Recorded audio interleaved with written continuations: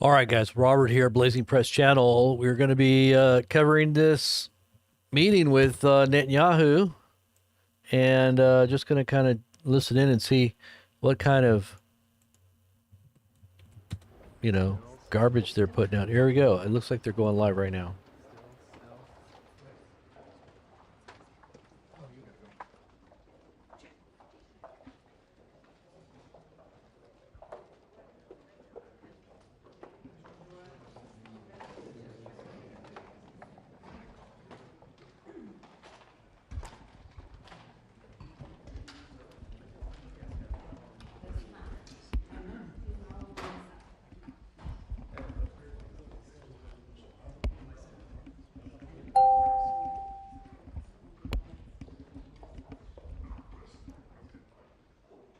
Thank you very much, everybody. It's an honor to have Bibi and Sarah with us, friends of mine for a long time, and we had a tremendous success together.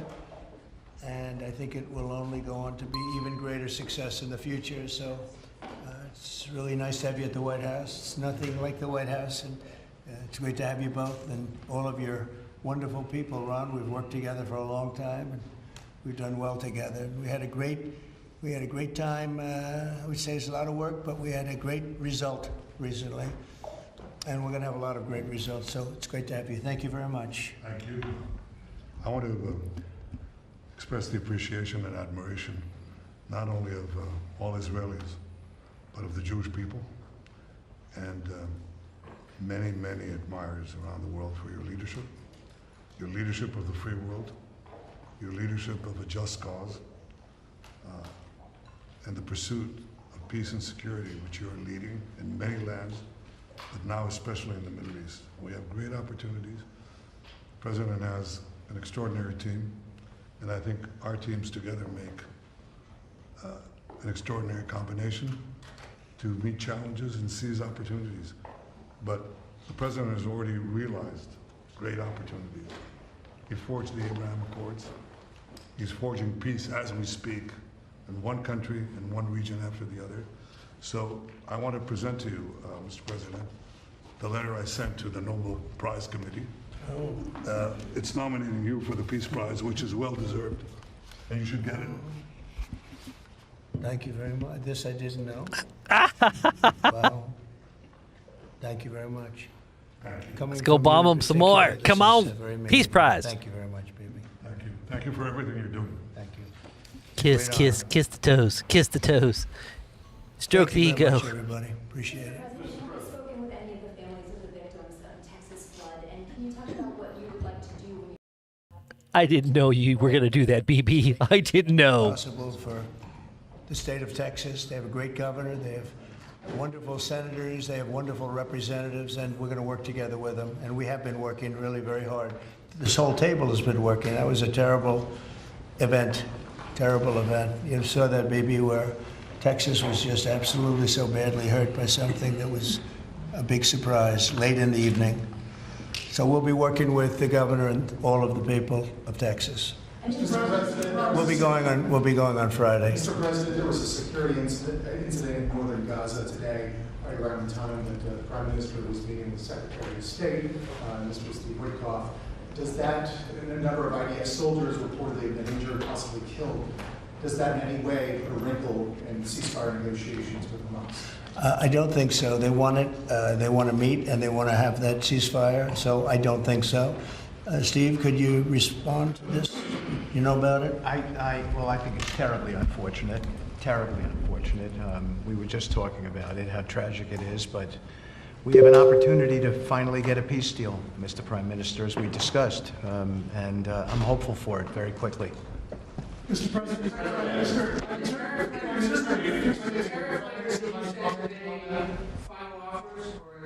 More or less final offer.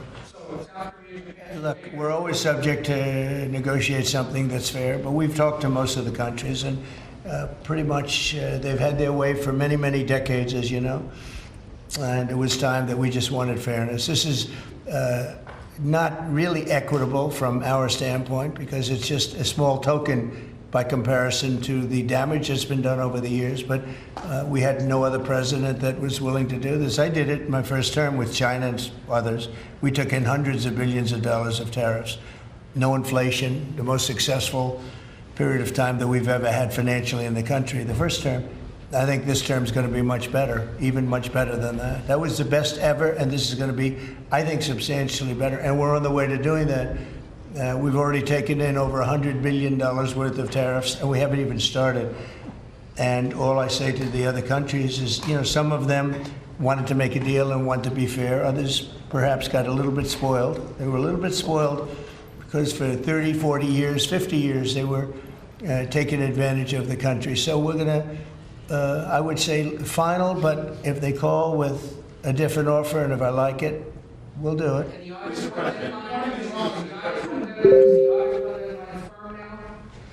I would say firm. No, I would say firm, but not 100% firm. If they call up and they say, would like to do something a different way, we're going to be open to that. But essentially, that's the way it is right now, yeah. Mr. President, is your Palestinian relocation plan still on the table? Is there a plan? Has there been any progress in finding countries to accept? Bibi, why don't I let you answer that question?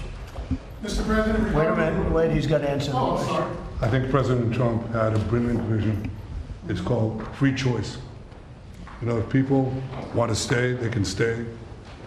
But if they want to leave, they should be able to leave. It shouldn't be a prison. It should be an open place and give people a free choice.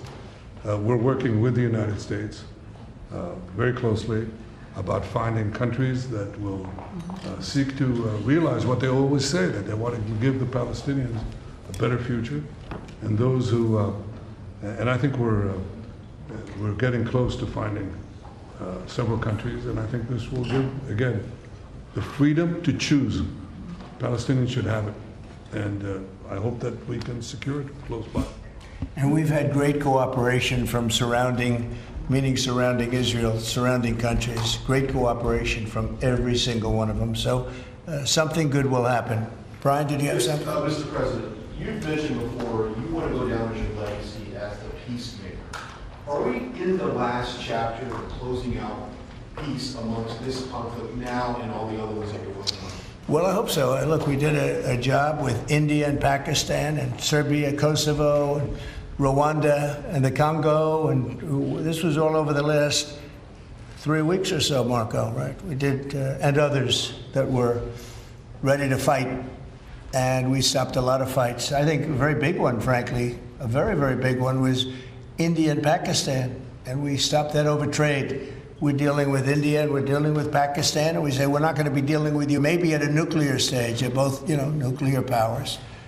And I think stopping that was very important. We're trying to help out with a Biden-created monster, this whole thing that's happening with Russia and Ukraine. It's a horrible thing, and I'm not happy with President Putin at all.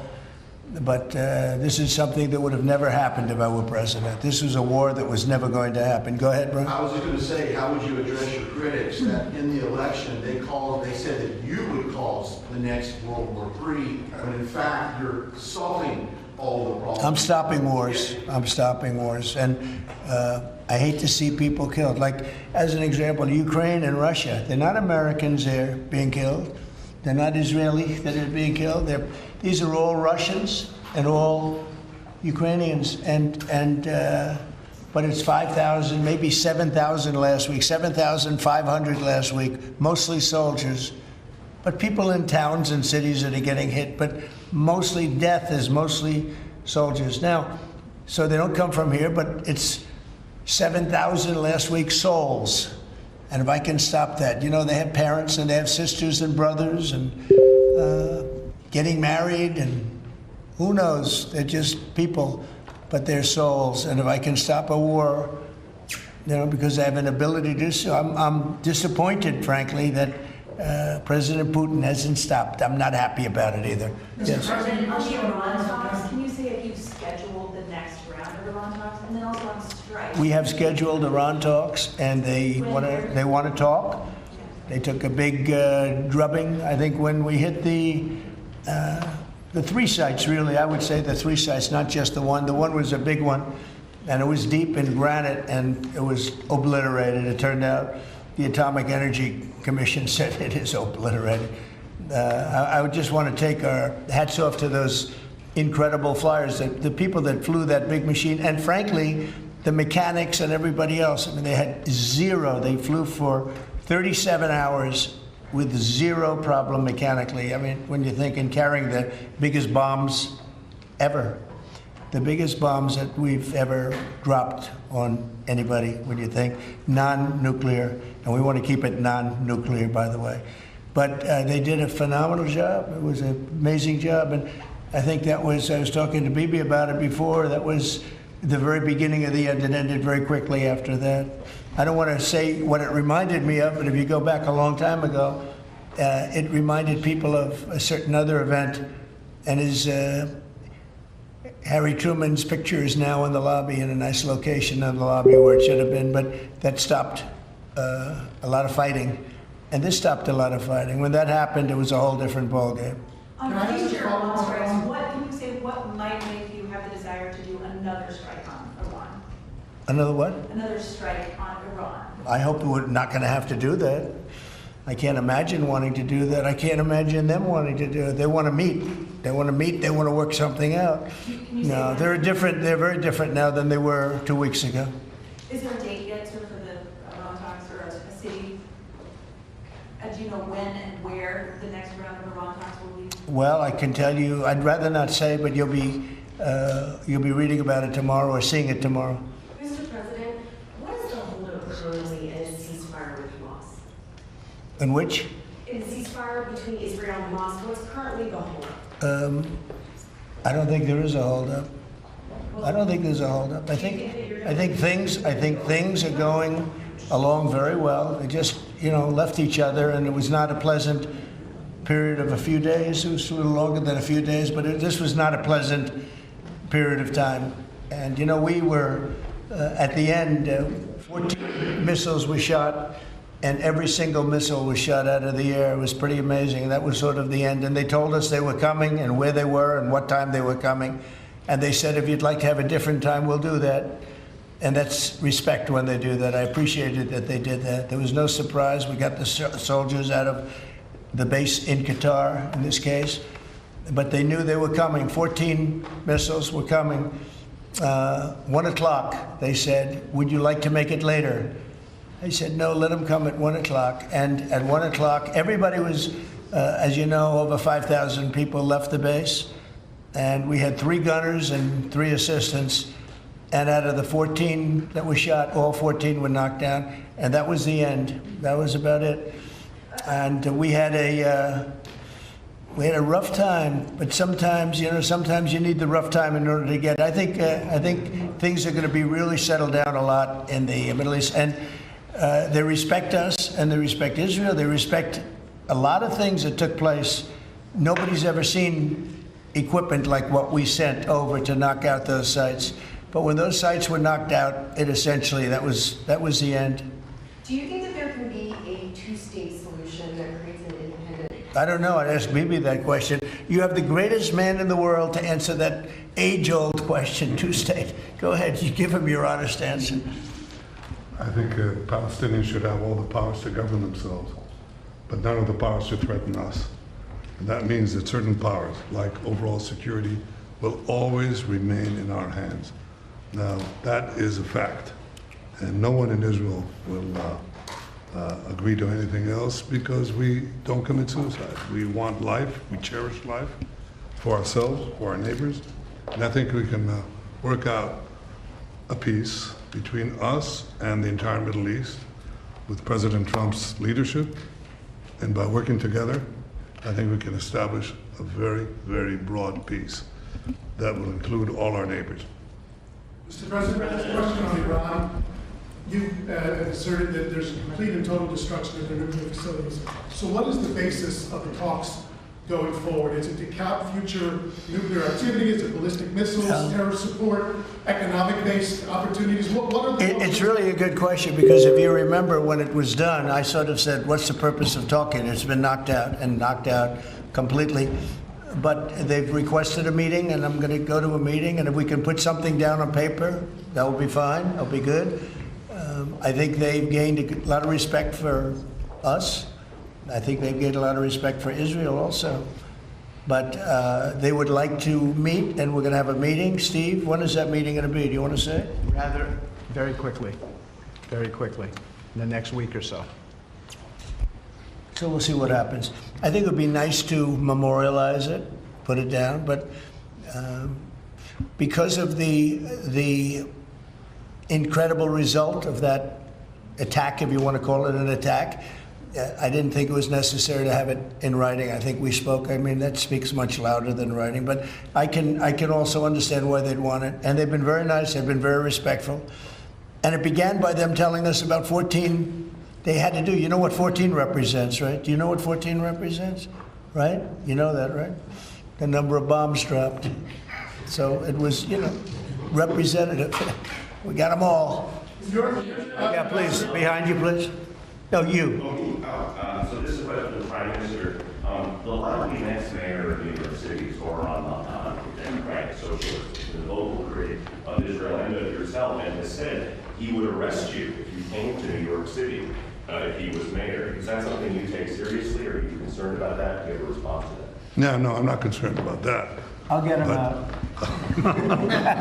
Look, there's enough craziness in the world, but I guess it never ends.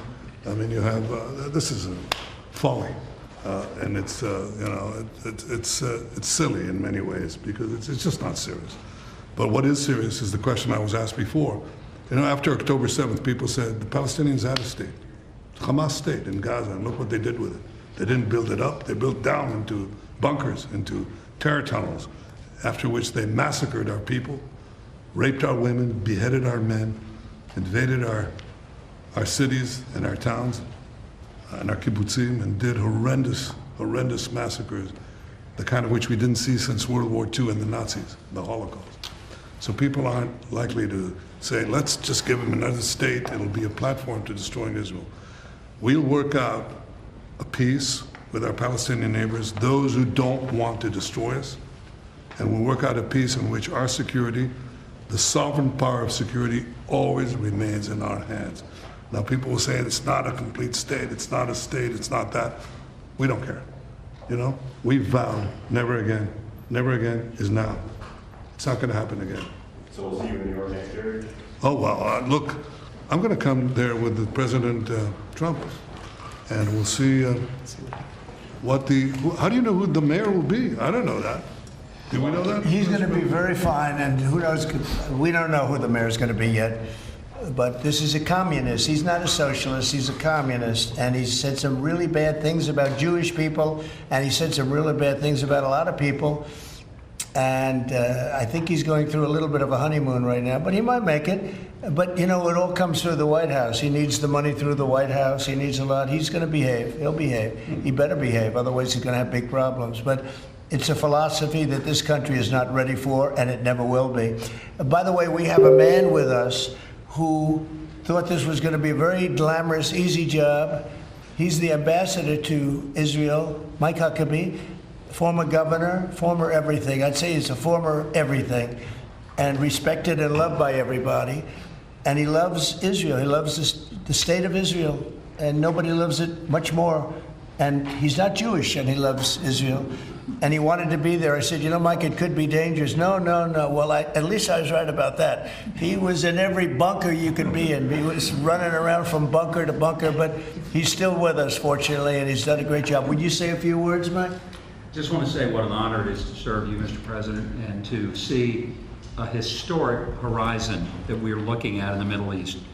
And when the President made his trip to the Middle East, and then he really reached out to the new Syrian government, knowing they needed the partner and knowing that they could pick the wrong partner.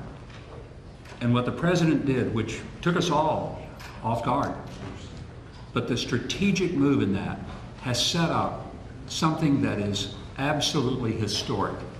And Mr. President, I don't even think you fully comprehend the impact that you're having on the region in a way that is so remarkable. And it was your leadership, the celebration, the sense of partnership that you gave with the Israeli people was so dramatic. But the message was bigger than to Israel. It was a message to the world. America's friends can trust us, but America's foes had better fear us. And that is a message that the President sent to everyone on the planet. And it is a message that will resonate toward a matter of peace, the likes of which I don't think we've ever seen. So thank you. Great job you're doing, too. Thank you. They love you over there. They respect him and they love him. You know, it's very, very interesting. We had the pilots here yesterday, as you know, and they were incredible. And we also had the mechanics. We had a lot of people here that had to do, I think about 170 people that had to do with that incredible journey, a journey that could have been horrible. You remember what happened with Jimmy Carter with the helicopters and all of the problems, and ultimately hostages. We had the exact opposite. Everything was perfect. It worked perfectly. But I didn't realize, I was saying to one, is this something that you felt strongly about? Absolutely, sir. I couldn't wait. I said, better than you, really better you than me. But they couldn't wait. He said, sir, we've been practicing for this mission for more than 20 years. From just after 2000, they've been thinking and practicing to go into that area. I guess you probably know that better than anybody, Pete. They've been looking at going in, but they never had a president that would allow them to do it. And perhaps right, perhaps wrong. I don't know if that's true or not, but I didn't realize they were preparing for that journey from just a little bit after 2000, the year 2000. And I was pretty amazed by that. They knew it. They knew every inch of it. And they came back and they said, we got it better than we ever did in practice. But they've been practicing for more than 20 years. Can you imagine? Yeah. On Ukraine, Mr. President, are you planning to send more weapons to Ukraine? We're going to send some more weapons. We have to. They have to be able to defend themselves. They're getting hit very hard now. They're getting hit very hard. We're going to have to send more weapons. Yeah, defensive weapons primarily, but they're getting hit very, very hard. Very sad. So many people are dying in that mess. Mr. President, with the one big beautiful bill now signed into law by you, what would you like congressional Republicans to turn their focus to? All they have to do now is talk about how good it is. The biggest tax cuts ever. No tax on tips, no tax on Social Security, think of it, no tax on overtime. From a business standpoint, the jobs are coming in like we've never seen them before. As soon as that was signed, there were 9 factories that announced that they were building the one-year deductibility, you know, things that from a business standpoint you'd understand. The jobs that are being created. And one of the things that is, and this is also that, but it's also because of the tariffs, a tremendous success. We're taking in hundreds of billions of dollars in tariffs. One of the things that is so exciting is the number of companies and car companies where they're building plants. AI is the big thing. We have over $15 trillion announced already, and it's been, I mean, really, I would say it's been during the last 3 months, but we're here for a short period of time, and some administrations never had anywhere near that number for a whole term, probably for a whole 2 terms. But we're up to over $15 trillion coming into our country. There's never been anything like it anywhere in the world. There's never been an investment like that anywhere in the world. We, look, I told this story, and I just told it to Bibi backstage. I was talking to him, and I said, you know, the King of Saudi Arabia, smart guy, and also we went to Qatar, and we went to UAE. Really 3 strong leaders, smart guys. They all told me the same thing, and then that was reiterated at NATO just recently when we got back, where they agreed to spend $1 trillion a year, by the way, which is about 3 times what they were spending. But they all said the same thing. We thought your country was dead. Horrible term, right? We thought the United States of America was dead, and now you're presiding over the hottest country anywhere in the world. We're the hottest country in the world. I think Bibi would admit it, even hotter than Israel, although Israel was pretty hot about a week ago, I can tell you, for the wrong reasons. But we are the hottest country in the world right now, and it happened faster than anybody thought possible. But we have over $15 trillion, and that means jobs, and that means building, and that means things like we've never seen before. So all we can do is keep working hard. There'll be always surprises. Some of the surprises are going to be bad surprises. In your view, is the war between Israel and Iran over, or do those talks need to happen before you can? Well, I would say that the best man to answer that is the Prime Minister. But I will tell you that in my view, I hope it's over. Yeah, I think Iran wants to meet. I think they want to make peace, and I'm all for it. Now, if that's not the case, we are ready, willing, and able. But I don't think we're going to have to be. But I think Bibi would answer that question very well. I think the partnership between Israel and the United States, the partnership between President Trump and me, produced a historic victory. It's an incredible victory, actually. It brought the greatest capabilities of the United States that are unmatched with the great capabilities of Israel and the army of Israel, pilots of Israel, soldiers of Israel, and the Mossad. And the combination of these two extraordinary capacities produced a decisive result. It set back the two tumors that were threatening the life of Israel, the nuclear tumor and the ballistic missile tumor, because they were planning to build 20,000 of these things and launch it on a country the size of New Jersey. And no country could withstand that. So what do you do when you have two things that are going to kill you? You have to remove them. With our combined effort, we did. But when you remove a tumor, doesn't mean that it can't come back. You have to constantly monitor the situation to make sure that there's no attempt to bring it back. So we've had a great achievement, and I think part of the effort of consolidating this and ensuring that we don't have to repeat this is to monitor this carefully. Of course, the President and I are talking about it, our teams are talking about it, but there's no question this is a historic victory, and I think, as was said here today, this has already changed the face of the Middle East. But it's not over. But I think that there is an opportunity here to create a historic expansion of the Abraham Accords, which were themselves an act of history, that deserve a Nobel Prize for the President. But I think the opportunities are much bigger, and I hope, I'd like to believe that Iran would not test our fortitude, because it would be a mistake. It's better to go a different way. Do you believe a regime change is still necessary there? But I think it's up to the people of Iran. Mr. Prime Minister, speaking on Syria, the Trump administration was fully supportive of the changes in Syria, backing the new regime there. Obviously, your government more cautious from a security standpoint. Are you comfortable with the pace of change, with the security situation vis-a-vis Syria right now? I think there's an opportunity to explore. I think that everyone understands that the situation has changed. Before that, Iran was essentially running Syria, okay, directly through Hezbollah. Hezbollah has been brought to its knees. Iran is out of the picture. So I think this presents opportunities for stability, for security, and eventually for peace. And I think that's been opened up also by the fact that the president has opened up a channel. So they have something, there's a lot to lose by going back to conflict, and there's a lot to gain by moving towards peace.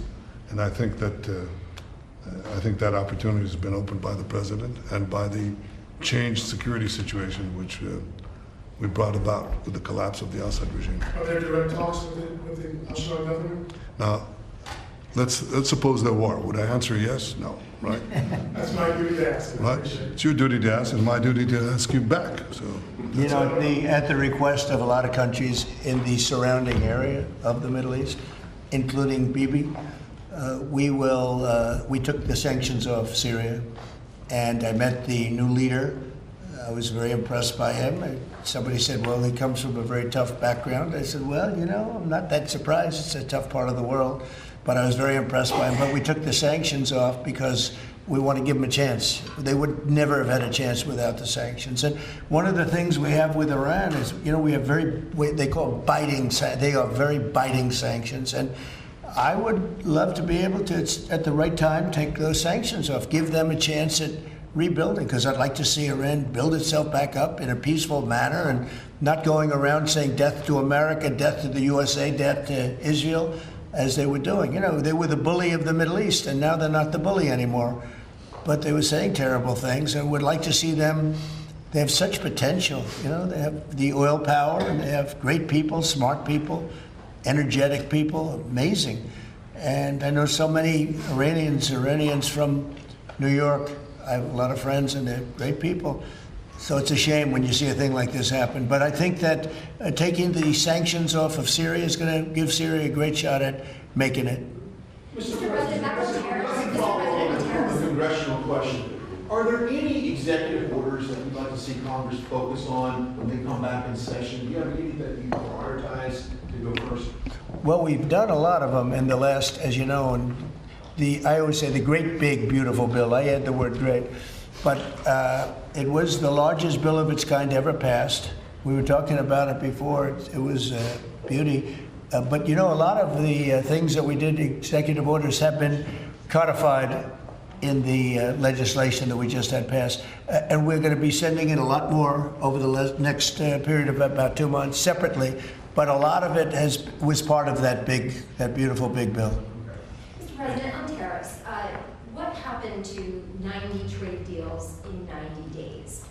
We've spoken to everybody. We know it's all done. I told you, we'll make some deals, but for the most part, we're going to send a letter. We're going to say, welcome to the United States. If you'd like to participate in the greatest, most successful country ever. I mean, we're doing better than ever. I don't think, and you're going to see these numbers soon. We've never had numbers like this. We've never had investment like this. We have more than 90. We're going to have much more than 90, but most of those are going to be sent a letter. This is exactly what I said. Now, we've made a deal with United Kingdom. We've made a deal with China. We've made a deal. We're close to making a deal with India.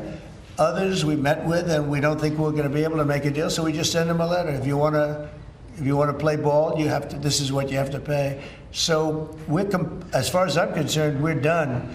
We're sending out letters to various countries telling them how much tariffs they have to pay. Some will maybe adjust a little bit depending if they have a cause. We're not going to be unfair about it. And actually, it's a small fraction compared to what we should be getting. We could be asking for much more. But for the sake of relationships that we've had with a lot of really good countries, we're doing the way I do it.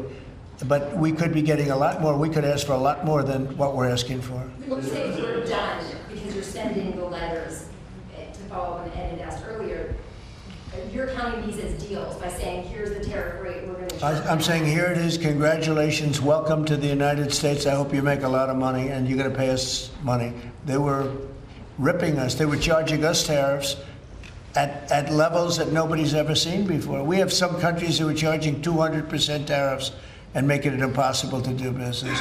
And what the tariffs are doing is they're driving people in and companies into the United States. That's why we're building all of the work that you see happening in this country right now, and it's at a record level. All the factories, all of the AI institutions that are being built. It's largely because, I think it's because of November 5th, the good election, and I think it's because of the tariffs. Thank you all very much. Thank you. Thank you. What's the tariff rate for Israel? I don't know, but it looks good to me.